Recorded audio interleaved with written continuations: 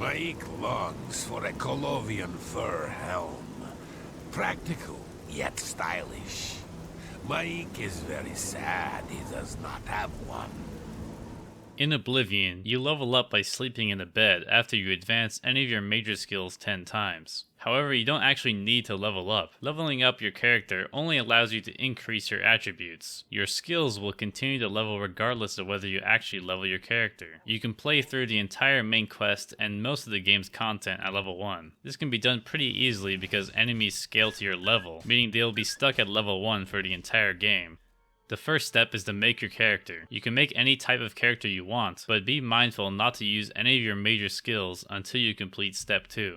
Step 2. This is optional, but if you want to be able to play a fair bit of Oblivion's content at level 1, you're gonna have to complete 3 quests that force you to sleep and trigger a level up before you have a level up to trigger. These 3 quests are An Unexpected Voyage, which is the side quest in the Bloated Float in the Imperial City Waterfront District, A Knife in the Dark, which is the Dark Brotherhood Initiation quest, and Anvil Recommendation, which is a Mages Guild initiation quest in Anvil. For An Unexpected Voyage, you basically just rent a room, and when you sleep in the bed, you'll start the quest. You can play it pretty easily. The enemies won't be too tough except for Celine. You can convince her to surrender if you killed all the other pirates, but in case you have to fight her, just get her stuck in the dining table and shoot her with something. A Knife in the Dark is triggered after you commit your first murder, then Lucian LeChance will visit you the next time you sleep. An easy target to murder is one of the beggars in the Waterfront District. If you get caught by the City Watch, just pay them like 40 gold and they'll forget about it. You'll also have to sleep again for Lucian to visit you for the second time after you kill Rufio.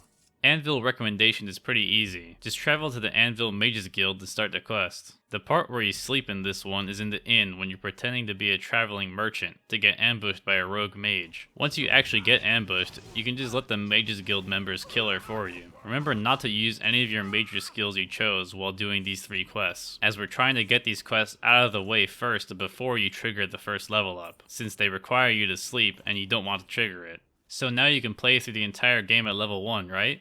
Not exactly. All Daedric quests require you to be a higher level than 1, so you can't do most of them. Azura's and Sheogorath's quests require you to be level 2, so if you want to just level up once, then you can do both of those. However, if you're planning to stay level 1, there's only one Daedric quest you can complete. Coincidentally, you actually need a Daedric artifact in order to complete the main quest, which means this quest is required if you want to beat the main quest at level 1. This is of course the quest for Clavicus Vial, which involves killing Umbra, a level 50 character. Sounds tough, but it really isn't. All you have to do is aggro her, then run for your life back to the Imperial City, which isn't that far away. If your character is too slow, just go buy some skooma beforehand to speed your character up. Once you're in the Imperial City, you can safely watch 10 guards enter the fight of their lives to take her down. Murder! Murder!